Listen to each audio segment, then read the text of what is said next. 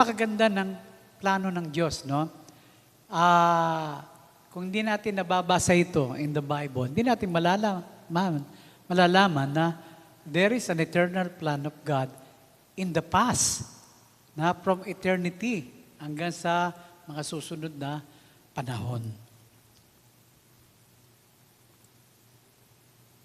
Tapos sabi ni Daniel sa hari in verse 38, "Niloob ng Diyos na masakop ninyo ang lahat ng tao, hayop at ibon, sa lahat ng dako. Kayo ang ulong gintong iyon. Ang susunod sa inyo ay ang ikalawang kaharian na mas mahina kaysa inyo pagkatapos." I believe after Babylonian Empire, dumating na yung Persian Empire.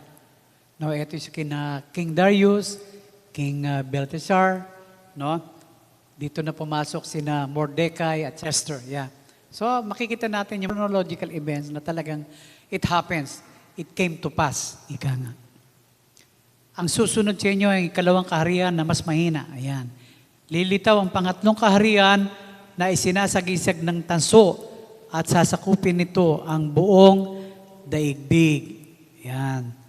So ito naman yung parang yung Assyrian Empire. Alam niyo yung Nineveh? Sila yon na sumakop sa Israel. Kaya si Jonah, no wonder, ayaw niyang pumunta sa Nineveh kasi napakasama ng mga Assyrian. Okay? Ang pangapat na kaharian ay sintikas ng bakal, katulad ng nagagawa ng bakal. Dudurugin ng kahariang ito ang buong daigdig. Ang kahulugan naman ng nakita ninyong mga paa na yari sa bakal at putik ay ito ang mahahati ang kaharian, ngunit mananatili ang tigas ng bakal sapagkat ito'y nakahalo sa putik. So tingnan nyo lang yung history, no? Ang Roman Empire, kakaiba. Ginamit nila yung religion para sakupin ang ibang mga bansa. Kaya mayroong mga tinatawag na mga Templars, no? Sila yung mga very loyal to the church na sundalo nila na pumapatay, war against Christianity, war against the Christianismo.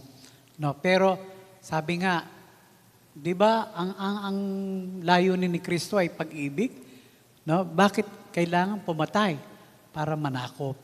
So, pero ang Roman Empire, ang ginamit niya, even ang Hudyo, ang mga Jews, sinakop nila.